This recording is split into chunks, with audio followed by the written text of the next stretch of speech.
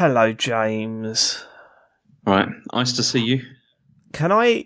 we'll talk about that, but can I just say your phone etiquette is absolutely appalling. Why is that because I didn't immediately say something? Yes, you pick up the phone... For you to say it. No, right? But that's not how it works, James. The receiver says, hello? Like, that's standard. I normally do that, but I haven't done that on my past couple of calls. I know, but this time I wanted to do the "Ice to see you" gag, and So do that straight away. Do that. No gap. That doesn't work though unless you said something first. I'd rather not ring someone and then just hear silence. You're supposed to say hello. Because you need to sort out your etiquette. This is weird. It's weird, James. All right, how are you doing? Next time I'll say hello. No, I'm not bad. So after my last call, I went back and I watched the post-credit scene. Oh no, I watched post-credit scene with Harry this time because I watched it when we called last time. I also went back and watched that scene again where the other Iron Man turns up and put the subtitles on, and it doesn't say "Ice to see you" at all. I think he says so "nice where did that try." come from? Right, okay. I think he says "nice try," and then my brain went, "Did he say ice try?" And then my brain would have went, "No, because that makes no sense. He must have said." Ice to see you. Ice to see you. To see you. Ice. Yeah, I got that wrong, didn't I? Yep. Oh, well. Oh, I watched The Incredible Hulk. What's so that did film? I rewatched it today, actually. I rewatched it. Oh, Cool, what, you didn't seem happy about it? It's a tough rewatch, I feel. Really? But maybe you've got a different opinion on it. But, I mean, yeah, I don't know. I've got lots of notes. So should we go through my notes? Yeah, go on. Okay, so before we started, I've warned Harry that this is very violent. He seems more excited than anything else. That seemed to be right up his street, which is weird. He's changed a lot, man. When it used to come to watching stuff, he used to be petrified of it. Like, he really didn't want something scary to be in there. So he'd always be, a bit cautious about starting a film. But I suppose he's he's 8 next month. So now he's at the stage where he's like, violent, fucking yes, come on. Next he's going to be saying to you, how many killings are there? Like that, and just, Yeah. And I'd like to highlight before we go into these notes that I absolutely love Edward Norton. As an actor, okay. I think he's such a good actor. My dream, this is sad, my dream is that he plays, because he'd be perfect for it, he plays Daniel Negreanu in a biopic about his life.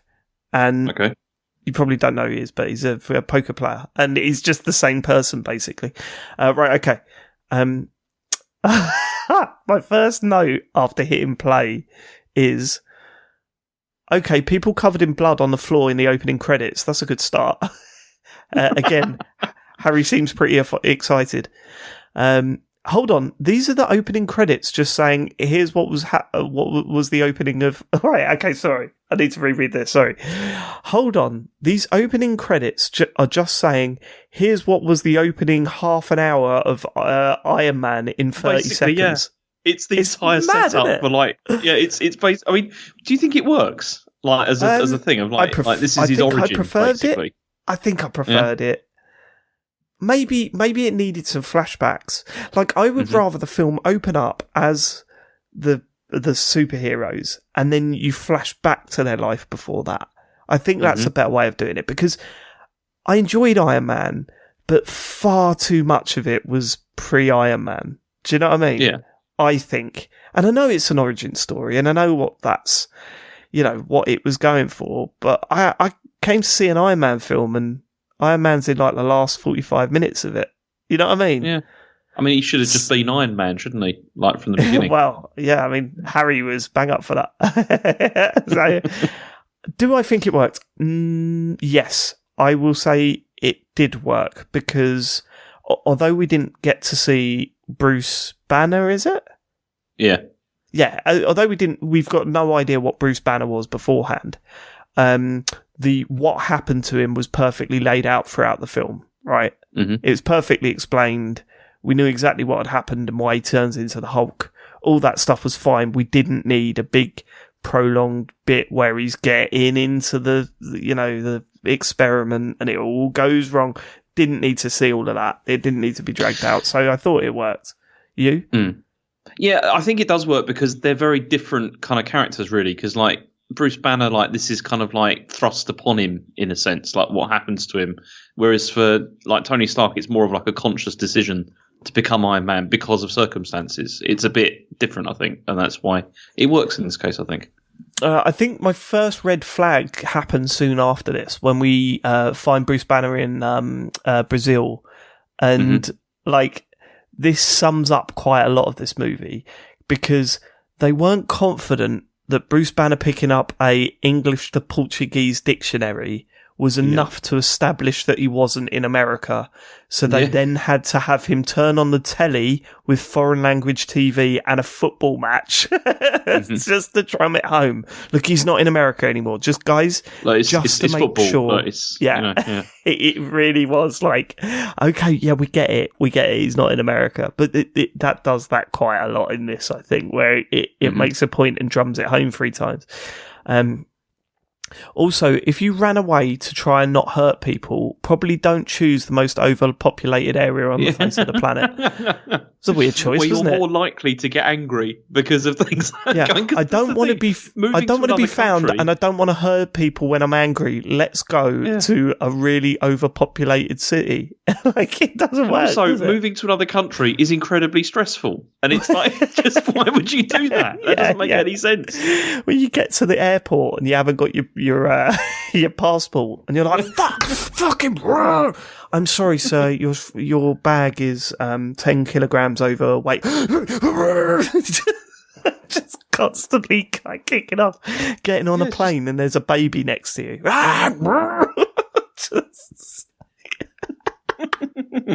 That's a very good point. Right. Okay. Oops. How did he miss the blood on the bottle? That bit was a bit silly. So he cuts his hand. The blood falls down. He finds a little droplet on a conveyor belt. Surely you'd notice the bottle right next to it. That had it all like slathered all over it as well. Yeah. I didn't get that whole bit actually because it says right. I mean, I get to it anyway. But when Stanley drinks it, like what happened to him? You wait. You know that's Stan Lee, right? Yes. Yes, I'm aware of Stan Lee. I've seen interviews with Stan Lee. I think he was on Stern a few times. Yeah. I'm aware of Stan Lee, and I know that Stan Lee is in pretty much all of these films, right? Yeah, he's in every single one. There's always like he's dead now, but yeah. But are they still putting him in things? No, they stopped doing that. Oh, they're not. They stopped doing that. Okay, they're not doing a Princess Leia to him. You know, but he was in. Wasn't he in Enter the Spider-Verse? But yes, obviously I think so. But that was passed away by the time that had come out. Yeah, but they'd already done it before. I think he'd gone. I think I was fascinated with Stanley a bit because he got completely fucked, didn't he? He did. He got completely screwed over for all the work. Was it an agent that did it to him or somebody? I can't remember. It may have been a relative or something. Now, but he really got fucked over, and I was like, why would you agree to appear in these films then? Yeah. And his point of view was always that it wasn't about the money; it was about the characters that I created, and I loved them. And part of me respects that. Part of me also goes, stand up for yourself a bit, Stan. Like that's outrageous. Don't work for him. But anyway, right. So I didn't get that whole bottle thing. So he drinks the bottle, and then what happens to Stan Lee? He dies. But that's not explained, is it? No, it's not explained, but that is what happens. It's because it's all like the mutation and all that, and he couldn't handle it, and he died. Couldn't handle it, could he? Yeah. He's an old man. The "Don't Make Me Hungry" gag that did nothing for me. Absolutely nothing for me. I hate that catchphrase. Don't make me angry. You won't like me when I'm angry. Where did that come from? That was, I think, from the earlier 1970s TV show. Yeah, the TV show. I've seen clips of that because it's hilarious to watch, isn't it? It's it's literally a bodybuilder with green paint on him, right? Well, because you know that he was in this film as well, right? Yes, he played. I know this because I had seen that show. I recognised him when he was he the security guard that had the pizza? It was Lou Ferrigno, yeah. He was. I recognised him, yeah. He must have been on Stern a lot as well then, because there's some touch points here that I'm aware of. Anyway, oh yes, Tim Roth is in this, which really surprises me because remember I've seen this film. I must have just completely forgotten it all. But Tim Roth is in this. God, there are too many good actors for this to be a dud, right? Right? Okay, what the fuck? The military killed the dog. That was hard to explain next to Harry. Did they kill him? Or was it just because they were tranquilizers, wasn't it? They were tranquilizers, but they don't make it clear that they were tranquilizers until about 20 seconds later. Also, that tranquilizer probably did kill the dog because there was enough in that tranquilizer. Because it was made for human. For take down the Hulk. Yeah, absolutely right. So how did Harry take that? Presumably not that happy. Didn't even notice it. Oh, okay. Honestly, didn't even care. I'm starting to worry about that boy. No, wait, they just put it to sleep like the other one. Right, is my next one. The old pillow trick. Nice one, Norton. That was, when they think they've caught, I was calling him Norton because I don't think they'd even referred to him as Bruce throughout this opening 20 minutes, did they? No, they didn't. So I didn't really know his name. Yeah. Genuinely, I didn't know his name. And so I'm just writing Norton down at the start of this film. The rooftop chase scene, though, was decent, I think. Yeah. This is a bit weird, though, for the type of film I thought I was getting into. This is more like a Bond film than anything else. Because it's... Yeah. I mean, I cover this later, but there is a sense that it didn't really know what it wanted to be, this film. Right? I felt that this film was very much a film of two halves, really. And there's a point, for me, at which it becomes significantly worse as the film goes. Yes, absolutely. Okay. Yeah. I'll be interested for you to tell, because I didn't notice a line. What I found was that it was, imagine there was a Bond film script, a romance film script, and like a superhero film script, or a B-movie. It was less superhero, it was more B-movie monster type film. And that they grabbed just pages of loads of them and sort of mixed them up. Like, that's how it felt for me. There wasn't a clear line where it changed. I think it was just, we're doing this now, and now we're doing this, and now this is happening.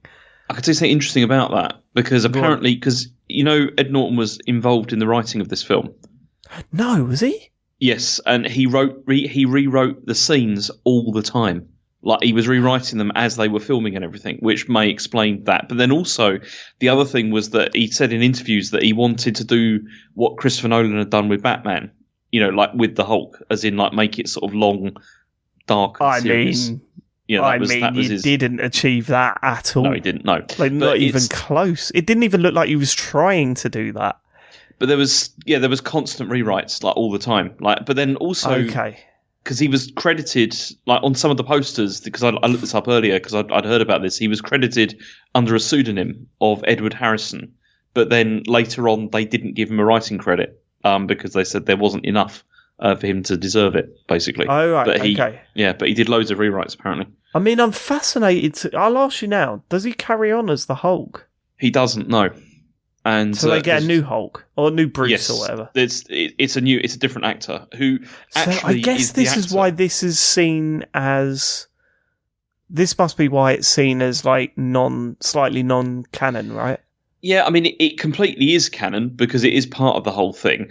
But the director of this actually wanted the guy that they eventually got as Hulk, like to begin with, but Marvel insisted on Ed Norton, like for it. Like they really wanted him to do it. Ed Norton was quite a well-respected actor at the time. You had... Yeah. This was after Fight Club, wasn't it? Yes, it was, yeah. And it would have been after... had he done... What was it, 28 hours or 25 hours or something? I don't know. I can't remember that film, but I love that film. That was really good. That was him in that film, wasn't it? Yeah, I'm sure it was. But you see, they thought that he'd be like Robert Downey Jr., as in like this is the man we've got, to like sort of, unpeel the layers of this character and all that kind of thing. But yeah, maybe not. But there's also We'll come to this towards the end, though, but there's disputes as to why he's not in it anymore, basically. Oh, really? Okay, well, we'll talk about that later. But yeah, 25th Hour, I really like that film. It's really underrated. Okay, ha ha ha. There's lots of people stopping and staring at each other in this bit, isn't there? Which, thinking back, kind of makes sense. But in the moment of watching it for the first time, makes absolutely no sense. The fact that they keep, like, Bruce then walks into someone, they stop and they look at each other, and it shows a shot of them both staring at each other, and then he runs away. I think that happens 3 times in that chase scene. I think it happens 3 times. My word, and he's got his watch beeping all the time as well. You know, yeah. That goes on throughout the whole fucking film, doesn't it? It's nuts. My word, that first scene where he turns into the Hulk was fucking great. The build up, the destruction when he finally seeing him is fantastic. I rate that. It was probably the highlight of the film, that for me. What did Harry make of all that? Like, he loved it. He thought it was great. Why? No, I just wondered, like, because I mean, that was also, it was quite brutal as well. Like, I mean, all of that stuff I thought was pretty brutal, really. It's not too brutal. It's okay because it's mainly just him like pushing machinery about, isn't it? Smashing stuff up. When you think of the 2 other brutal scenes in this, the one in the park and the one in New York City, this is definitely the least brutal of the 3 of them, isn't it? Yeah, I'd say so. Well, also because it's so dark as well. Like, you can't see what's going on. Like, well, I couldn't anyway for a lot of the whole thing. It's just stuff getting smashed up. Have you got curtains in the room you were watching it, though? Yeah. There's curtains there now, yeah. Okay, fine. No, I thought it was great. I genuinely thought this was very good. The whole build up to seeing him, you know, only seeing flashes of the Hulk, seeing all the bits of, you know, the machinery just like being thrown about and all this sort of stuff, the tension, and then finally seeing the Hulk I thought that was great. So I rated that part of the film. Gets a thumbs up from me. Don't want to be a dick here, but if he's how is he getting to all these countries? See, that's the other thing, isn't it? Is you're thinking, because doesn't he suddenly he's on campus, as it were, just like reading a newspaper, and you're just thinking, how is that? I think he travels between 5 different countries in this film, and it's like not explained. Like, in fact, actually, the only way it looks like it's explained is he walked. Like, that was it. But it's also really noticeable as well. Like, really, really noticeable. Particularly because he's supposed to be wanted as well. You know, like, people are after him or whatever. So that could have been like an interesting plot point of like, how is he even getting about the place? You know, if it was so easy for him to do that, why didn't he just stay in the US? Like, why would you bother going? There's a lot of scenes of him just walking about, and I thought they could be cut. Let's get a funny scene where he's on a plane and trying to stay calm. Why would that not be in this? Yeah. Like, it's a film about the Hulk travelling around. As you said, it could be a bad takeoff. Could be turbulence. You know, there could be all sorts of reasons. They could say we've run out of peanuts. I mean, get that in there. There's no vegan option. You know, there's all sorts of the things. Hulk's not vegan, is it? Don't know. Hulk's not vegan. Nah. Hulk loves a steak. Loves a steak. Holy shit, holding the trouser up to the large woman to see if they were the right size for the Hulk is brutal. Yep. Bit needless, wasn't it? A little bit needless. But okay, they were going for comedy there. I just thought, well, Bruce is a bit of a dick, actually. Wait, I mean, why would you do that? What was the point in that? Right, having to pause this one here to explain things to Harry. Didn't have that with the last one. Yeah, so Harry was like, I don't really know what's going on. So I don't think it explains itself to... And it's not the target audience. This is... I mean, should I be saying that Harry's 12? Because this is a 12, isn't it? Is it a 12? Or is it... Or is it... No, this is a 12. Yeah.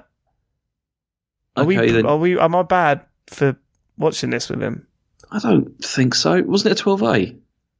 No, this one was a 12. I'm pretty sure of it.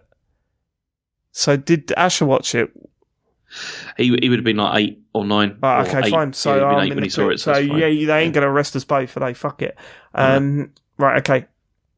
These scenes of Bruce just walking about and that are a bit needless, aren't they? We've covered that. Yep. Oh no, his girlfriend has a new boyfriend. It's me in college. What? That's me in college, but without the girl being my girlfriend at any point. Oh, that's a good point. Yeah, in college, I just used to watch girls that I fancied have boyfriends, and I think I felt for Edward Norton at this point. Did you like stand behind trees and stuff and just watch a newspaper absolutely. and things? Absolutely. Oh, I refer to that later. Don't you worry about that. So then he goes in and he speaks to his old colleague or his friend or whatever, who's talking about his ex-girlfriend's boyfriend. And he says, they say he's a really nice guy. And I'd have gone full Hulk right there and then, to be honest with you. Doesn't he just go, oh, that's great. That's good. Yeah, that's really good. But I'd have thought, why would you tell me that? Why would you tell me that? Because he's trying to reassure him that she's in a good place and everything's okay. But that's not how it works in real life, is it? Tell me. What, is he supposed to say he's an arsehole? Yeah, he's a dick. Everyone fucking hates him and he stinks. And you just go, oh, good. That's even more dangerous. It'll make him regret angry. it then. That'll make him even more angry. Why would that make him angry? Because he'll be like, she's in danger. It's like he's being a dick to her. It'd be awful. No, he's not a dick to her. He's just boring, he's a prick. He posts his Wordle up every day without fail on Twitter. He does, yeah, one of those. Oh God, I am better then. Yeah, you are better, Bruce. Good. I'm not angry. Good, because we all know what you're like when you get like that. Yeah, not good, is it? So is there anything you like about him? Nope. What, you mean he's a real arsehole? No, he's not an arsehole. He just not very nice. Yeah, he's just a bit of a bell end, isn't he? He's one of those. Oh, right. Okay, cool. So I'm better. Yes, Bruce. That's how it would have panned out for me. I put ha. The computer is checking in the lab suddenly flashes up with Norton security windows. Is the product placement in these films always this bad? Yeah, it gets worse as well, I think, in later films. Really? Yeah, I think there's more of it in later films. How do they do that? Yeah. Right, okay, I'm curious. Is there product placement in the Guardians of the Galaxy films? No, I don't think so. Right, okay, because that would be a bit weird if they're all in space and they're like, pass the Doritos, a nice please. cool Coca-Cola. You know what it is. Yeah. But I mean, there's more on the product placement in this. The product placement in this is so noticeable that Harry started noticing it. Genuinely. Is it like James Bond level, like product placement? Not up there where he's just going, hey, can you pass me my cool phone? Or the car or whatever. But no, it's, when you're a kid, like when you're like 7, 8, you don't go, hold on a minute, why have they got that? Like, you never do that when you're that young. You're immune to it. Like, not immune to it, but you're oblivious to it. Yeah. But when you've got a 7-year-old going, what? Why? Like, it was... Don't worry, Harry, I'll explain later when you're a little bit older. But I'll get to that because I wrote down his comments. How on earth did Bruce get away with hiding behind that bin when Betty saw him? When they're in the restaurant and she looks over and Bruce is there, and then he runs through the kitchen and she runs through the kitchen. They go out to the alleyway and he's literally behind a bin. Yep. I was like, come on. The whole of that was awful. I hated that. Yeah, it was bad. And also, this is the point for me of the film where it becomes worse, like as a film. And for me, the reason for this is Liv Tyler, because I think she is dreadful in this film. Yeah, she's not very good in this film. I think she sinks every single scene she's in, and it's just. I'd have to agree with that. You see, the thing is, okay, in general about this film, I think there is something interesting about like that they were doing at the beginning of this film with Hulk, like the idea that you've got this guy Ed Norton trying to sort of like control himself and trying to lock himself away, not be part of society. All that's really interesting. As soon as you bring her in, it ceases to be interesting and it just becomes really by the numbers. And Totally agree. Right, okay. And she's a bad actress in this. Yeah, so this does not feel like a superhero film at all, does it? That's what I put. Tim Roth going Hulk, I can dig that. The scenes with Bruce and Betty are verging on episode 2, is what I put. And that's the other thing. This is the other thing, right? So according to Tim Roth, this is another thing I read up, Ed Norton, like, he rewrote the scenes, and apparently, like, Norton and Liv Tyler also spent hours discussing their characters' lives. Like, can you imagine? Can you imagine how boring that must have been? Like, just listen to that. Yeah. I mean, when I say episode 2, I mean Star Wars episode 2. Yeah, obviously, I don't think it gets that bad. No, because there's no chemistry there either. Close. There's no chemistry. Absolutely no chemistry between the characters, the actors. Yeah, it didn't work at all. Okay, eating a USB key. I mean, that was gross. Wasn't it? I mean, I don't think you could get one of those down. Like, I mean, they were in that at that time. They were pretty big. Age, for 500 megabytes. I mean, if it had been like an SD card or something like that, it's more believable. Yeah. But like a USB stick, I mean, they're huge. Okay, the General is Betty's dad. Are we supposed to know that before this point? No, I don't think so. No. She walks out into front of the tank and she goes, General, Dad! Yeah. I said, no, there you go. No wonder he wants to kick the shit out of Bruce. I'd be the same. Hey, you've got a daughter. Can you not relate to the General in this situation? Oh yeah, definitely, absolutely. It's just like, you come near my daughter again, I'm going to batter the shit out of you. I will send the army on you. If you were a general, you would send the army on them. Absolutely. Totally, I totally agree with him. I'm on his side, if anything. Hulk versus Tim Roth bit was silly. Surely he knew by then that bullets did fuck all. So this is when they have their first face-off, right? Yeah. Tim Roth has just had his first injection of the Hulk, or the replicated Hulk gene. Yeah. And it just means he can run faster. There was nothing else really he got out of that. He could run faster. He could do all those flips and he could do jumps and everything. Yeah. But why run up to him with guns and try and shoot him? I mean, how many bullets were shot at the Hulk in this film? None of them went in. Especially a handgun as well. Like he's just shooting him in the head. It's just like, that's not. Yeah. Obviously, that hasn't worked. What a waste of ammo. Yeah, what a waste of ammo. What a risk of your own life. Yeah. Why would you do that? Hulk versus the Soundwave cannons, however, brilliant. That was brilliant. That was good. When he jumps over them and then smashes down on them. I like that bit. That's a thumbs up for me. This is pretty violent. Yeah, bodies are just being flung around everywhere. There's so much ragdolling in this film, isn't there? And there's that, and there's just like, he's like, I'm picking things up and just like smashing cars into each other. There's probably fine. People in those cars, you know. Yeah, I know, but you don't see that, so that's fine. It's when you just see the bodies flying about. And one question though, didn't you think it was unnecessary the way that those Humvees just kept on like appearing and like sort of like jumping over things and everything? There was like no need for that. Like the way. The way that every single like military vehicle appeared there, right? They didn't just drive in; they had to sort of like do a little jump. Yeah, no, they had to do that. Yeah. But that's fine. Because it's silly. Because it looks better. That's all. I'm okay with stuff like that. I'm not too bad with stuff like that. Not okay with the shrapnel in the heart, though. You know, that's too much. That is way too much. That's medical, James. Bruce saved Betty. I thought he instantly gave her back, but no, it looks like he took her to a forest. A cave. Yeah. The most brutal thing, I think, in the whole film is when he kicks Tim Roth against a tree. Yeah, that was rough, wasn't it, actually? It was rough. Like, it's really realistic. I know, because then the way he hit the tree and he's all sort of like crumpled around it. It was like, that's that was a bit rank. Yeah. But then when he woke up from that coma, that got the first big laugh out of us with this film. Mm-hmm. Because do you remember? He's laying down and he looks all messed up, and then he just pops one eye open. Me and Harry just burst into laughter. I think it was supposed to be shocking. Doesn't he? He does the fingers thing.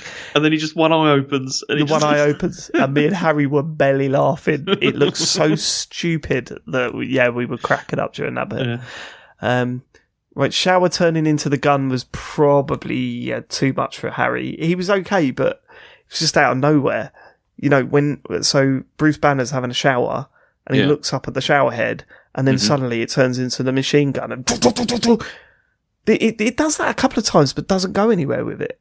Yeah, because I think that's probably Ed Norton trying to do that sort of like dark, like he's got PTSD now because of this and all that, and it's but not really following it up, really. Yeah, hey man, he's suffering from all that violence. Yeah. But it's just a horrible little jump scare in the middle of everything. We look like I can't imagine watching that in the cinema.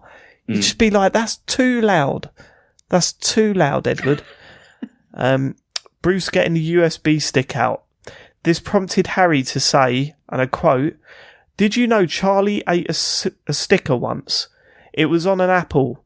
When he had a poo, it had a sticker on it." Hang on. Was the sticker in the poo, or was it actually on the surface of the poo? Because that would be amazing. I don't know. I wasn't there. Right, Charlie, of course, Harry's brother. I didn't know this story. I checked with Joe the next day. Totally true. Wow. Charlie had a poo and it had an apple sticker on it. Okay, you've got to find out though whether it was actually just like stuck on top of it. Do you know what I mean? Oh, Joe's asleep. I'll find out for my next call. Cool. But why is that the important bit for you, James? Because it just sounds really mad. Like the idea that like poo comes out and it's got a sticker on it. That's funnier. It's funnier. Well, Joe had to talk to his nursery and say, look, if you're giving my kids stickers, then like apples, make sure the sticker's not on it. And I said, how do you know it was a sticker? And she said, we never buy that particular brand. So the label was still readable on the sticker, James. That's exactly. So that indicates that it was stuck on top of it, which is even more amazing. Stuck on top of it. What, like right at the top? Do you reckon? Probably. Well, I thought on the side or something. You know. I'm curious now. Why Harry come out with that at that point? I don't know, but we learn something new every day. Harry pointed out the Pringles on the desk. Oh, he went like this, exactly like this. Oh, they've got Pringles. Like that. So there's a scene, I think it's when they're in the hotel and she comes back with a bag of shopping and on the desk was a very prominent tube of Pringles. Did the camera pan to it? Because I don't even remember that. It sort of, I think it was very visible, but I don't think it like sort of zooms in on it or anything. But Harry noticed it straight away. Okay, this bit's getting a bit raunchy now, a bit much for young Harold. Although he seemed more concerned with the heart rate monitor. That was it. He was going, he went. So there's a scene in it where they're in the hotel room, they start kissing, Edward Norton jumps on top of her, she wraps her legs around him, and the heart rate monitor goes up, and he went, I'm getting too excited, right? And I just thought, James, why didn't you warn me about this? I know. But I've got good news for you, David, because I saw that scene and I was like, oh, it's happened again. What do you mean? But then I looked it up, right? And, okay, this is a quote. This is from IMDb. They said, up until Eternals, which came out in 2021, this film was the last MCU project to contain sexuality. So there was this doesn't happen again in any of the other films. I mean, you could have told me about that yesterday. I didn't remember. It's insignificant. I didn't remember that. So I'm sitting there with my head in my hands. Right, this is the situation, right? Harry's the other side. We got a really long sofa. Harry's on one end of the sofa. You know the corner bit? So it's like by the window. I'm completely the other end because that's where I sit. Yeah. That scene comes on and I have got my head in my hand just going, fucking hell, what am I doing? Yeah. And Harry just looked up and went, oh, his heart's going up, Dad. It's going to be the Hulk soon. I just went, yeah, let's just focus on him becoming the Hulk in this situation. We don't need to go into any of this. I was hoping he was going to say, Dad, what's your problem? They're just having a cuddle. No, that would have been too much. I would have turned it off, I think. If he'd have referenced that, what was going on, I think I would have turned it off. I would have turned it off. And she was like, oh, can you get a little bit excited? And I was like, fucking hell, man. James, man, you need to warn me with this shit. This is not going to happen again, I swear. Okay, it's not. Okay, IMDb says it's not going to happen again, so it's fine. Okay, all right. Bruce seems very focused on taking money from Betty. He takes money from her about 4 times throughout this film.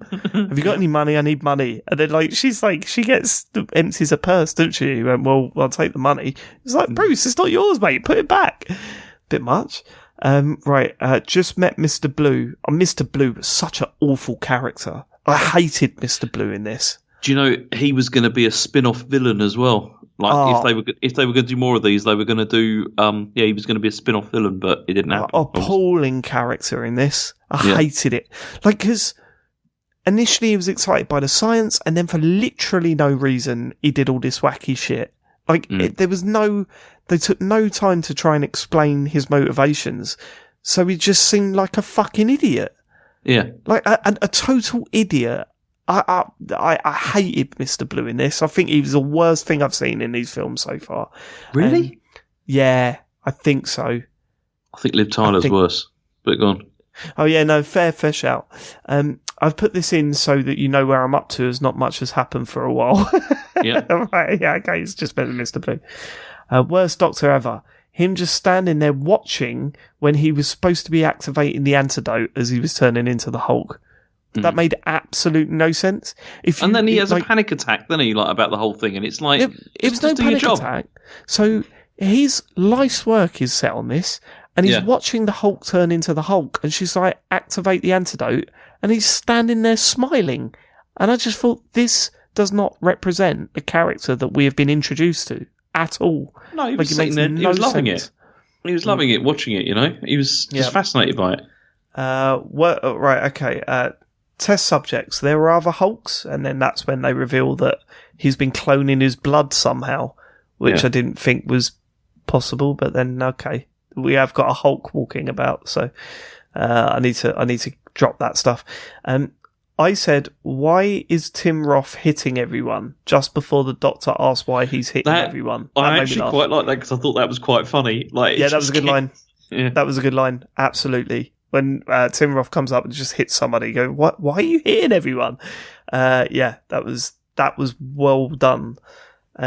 Why the fuck is the Doctor helping Tim Roth now? Why would he do that? And I think that is what we were talking about, right?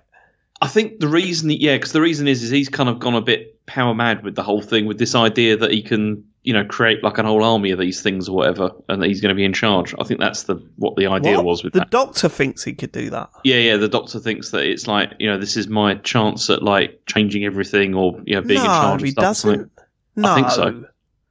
The feeling that I got, or the explanation I got, is that he was so fascinated with the science, that he didn't want to stop seeing what the science could do. Yeah, that's what I mean. But then also, I think it was an opportunity to. Whoa! You cannot say that's what I mean after you've just turned him into some sort of dictator of a whole army. It's fascinating with the science, and let's see how far it can go. And then also, I can be in charge of everything. Wait, okay, you've added that last bit, which is a huge leap to make.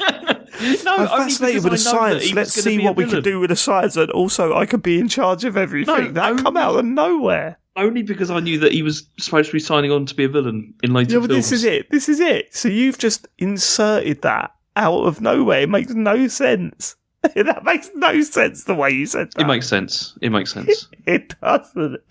Okay. Right. I asked Harry if he was all right after the Doctor's head was bubbling. When a bit of blood fell into a wound, and then his head started bubbling. And he started smiling. I thought, firstly, if it's that easy, why do they need this whole big machine? Yeah, why do they need to these massive needles injecting stuff into people? Yeah, a little droplet of blood lands on a cut on his head, and then he was bubbling away. I'm assuming, based on what you've told me now, that shot makes more sense because in the context of this film, it makes absolutely zero sense. You see his head bubble and then never see him again. Yeah, right. So it makes absolutely no sense. But if they were looking to turn him into a big villain, then that was his origin story. Yeah, that totally makes sense. Yeah, for that, yeah. Thank God they didn't. They did not. Right. Man, bodies are just flying everywhere now.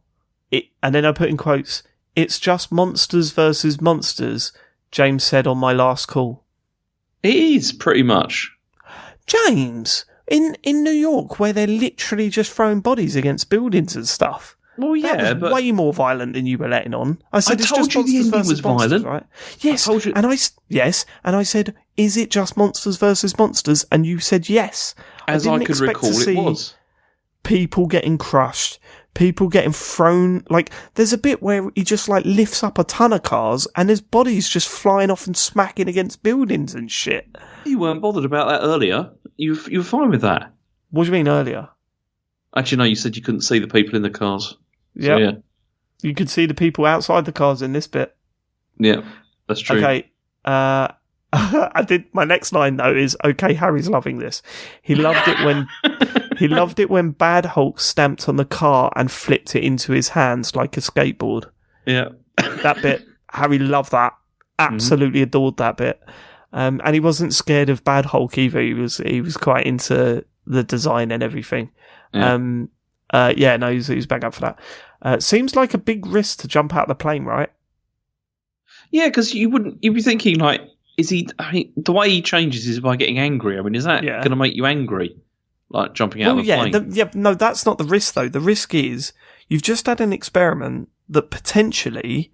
So you were told before the experiment... He's weakened, potentially... No, listen. You were told before the experiment that potentially this will make it so that you'll never turn into the Hulk again, right? Yeah. Then later, that was put to the test when he was being slapped about to try and get him to turn into the Hulk.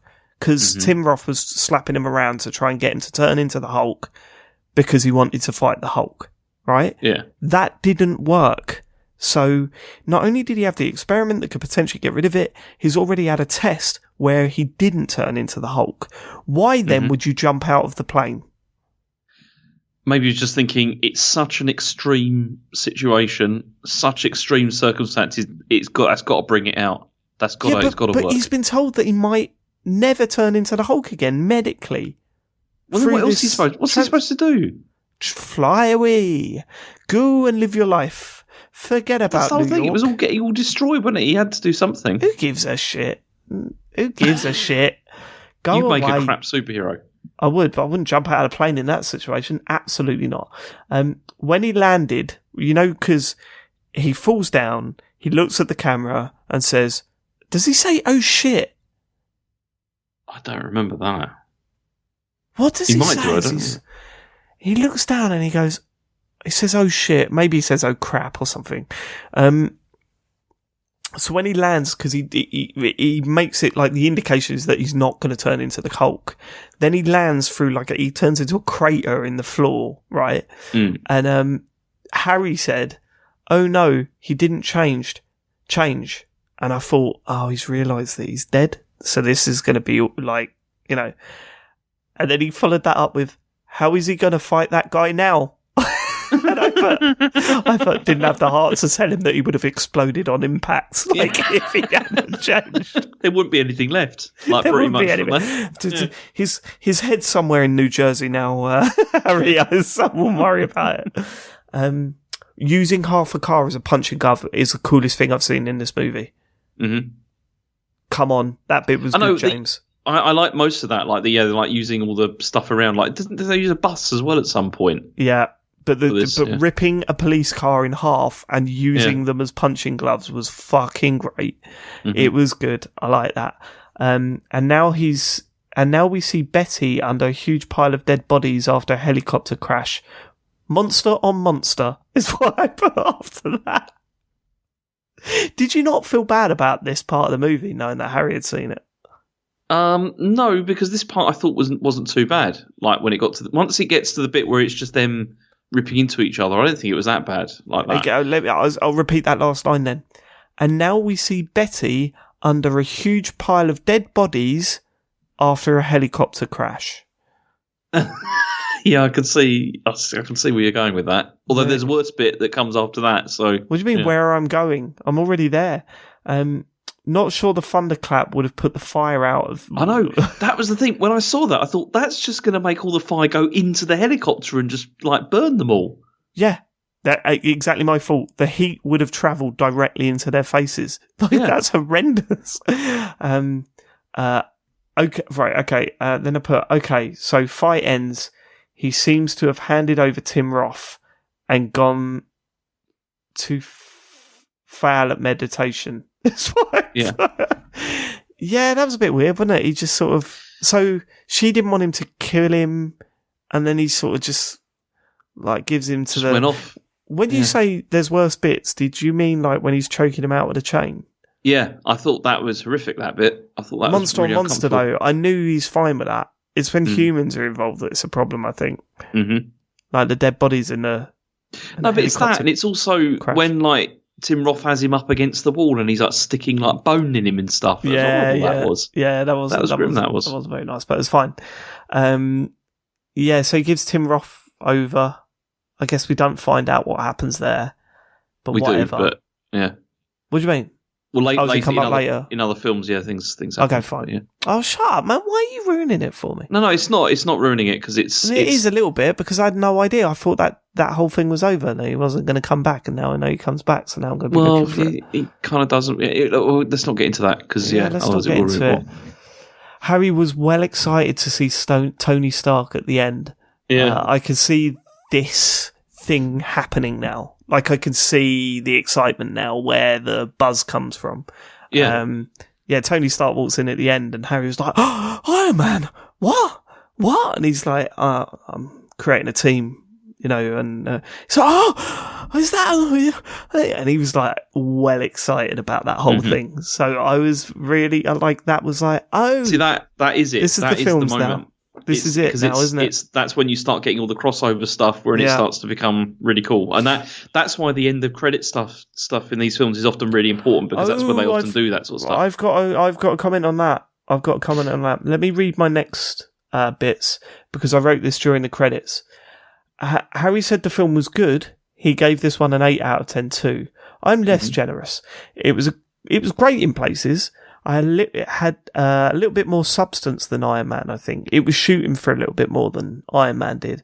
But ultimately, it didn't really know where it wanted to go with it, did it? Part Bond film, part superhero, part B-movie monster film, and a lot of romance.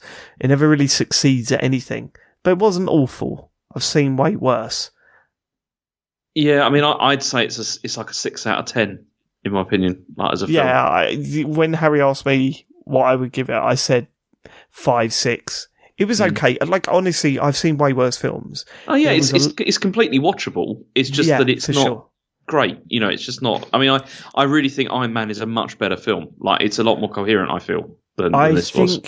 I think this was coherent. I think this was about as coherent as it gets, isn't it? Yeah, but it's also boring as well in places. It is very boring. Very boring in places. The romance stuff was really, as you say, no chemistry at all. Absolutely no chemistry at all. But I did put this as my last quote. Mm-hmm. Capital letters, James. The very next film, after you saying there was a post-credit scene in every film, there wasn't one after this one. Okay, right. Okay. This is a bit of a different one because it's not before the credits. But this is the only one that doesn't have that. Okay, it's literally the only one that doesn't have this. Right, but I said on my last call about end credit scenes. Just let me know when I need to watch them, and you said all of them. They all have that. Okay, apart from this one. So when the credits rolled, it was way past Harry's bedtime. I said, "Listen, mate, let's watch the end credit stuff." Why don't you just fast forward them? Because I was writing my notes. And I did fast forward them. I went, let's watch the end credit stuff because they're meant to be really cool and we're going to see what's going to happen next. There's going to be a hint of what happened next. And maybe we'll see another character. Yeah, but we'd already seen that. You said there was an end credit scene in all of these films. So I was like, okay. So I wrote a couple of notes, fast forwarded it, right? Got to the end, nothing. I just went, oh, James lied. It's the only one. Good night, mate. It's the only one this happens in. Seriously, every single other one has it. The one film we watch after you announce that there is a post-credit scene in every one of these films. James. I couldn't remember. I thought the Tony Stark thing happened after the credits in this one. I couldn't remember. So when you watched it, wait, hold on. So you watched it today? Yeah. Did you watch after the credits? Yeah, I did. Yeah. Right, and did it not make you go, "Oh shit"? I told David to watch after the credits. I did know that this was going to come up. Did you really? Yeah, I thought this is going to come up. There's no way he's going to let this go. But you didn't work on a defence. What defence is there? I forgot. I forgot.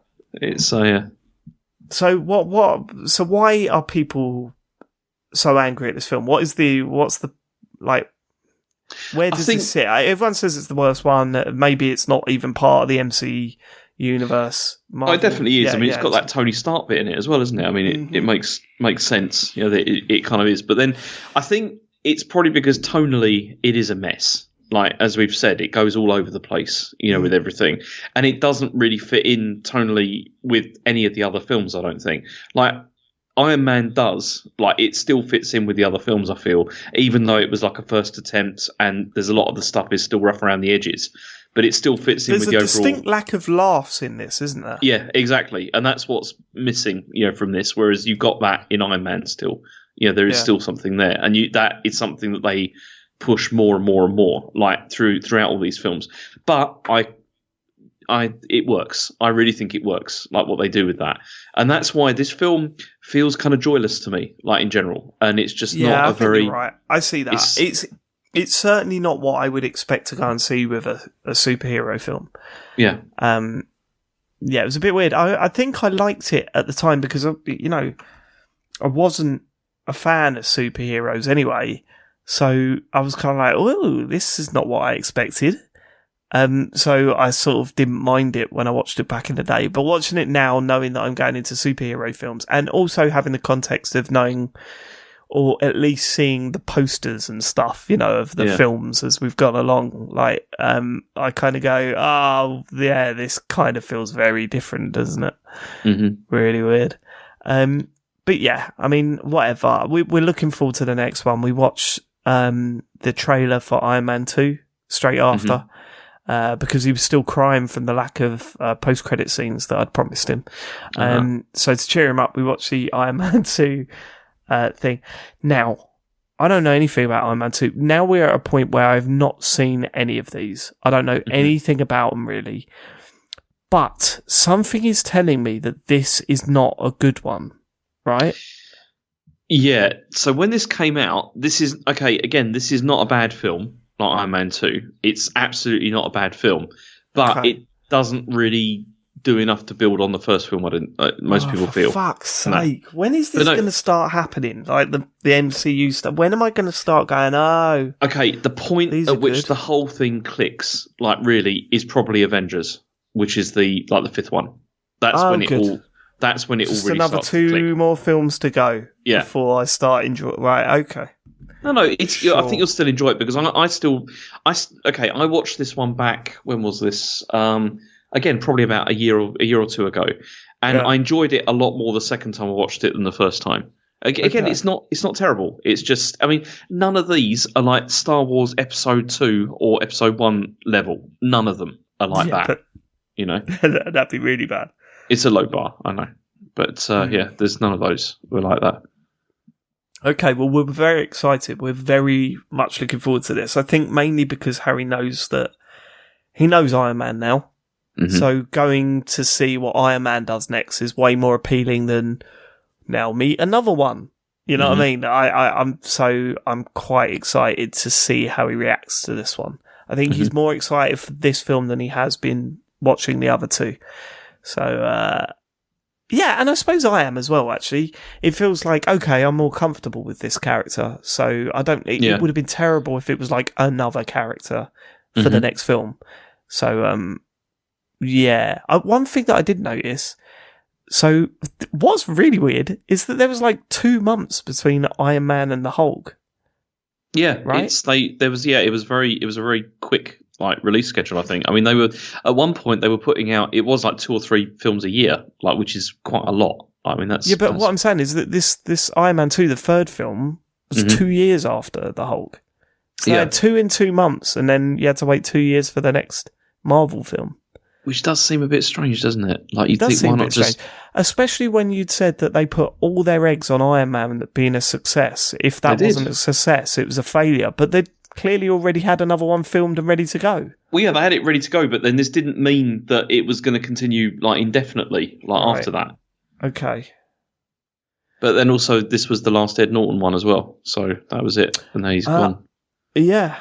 Oh, really? Yeah, no, you said that. Yeah, he's not the Hulk anymore. Yeah. And what do you think of Iron Man 2, James? Am I going to like it?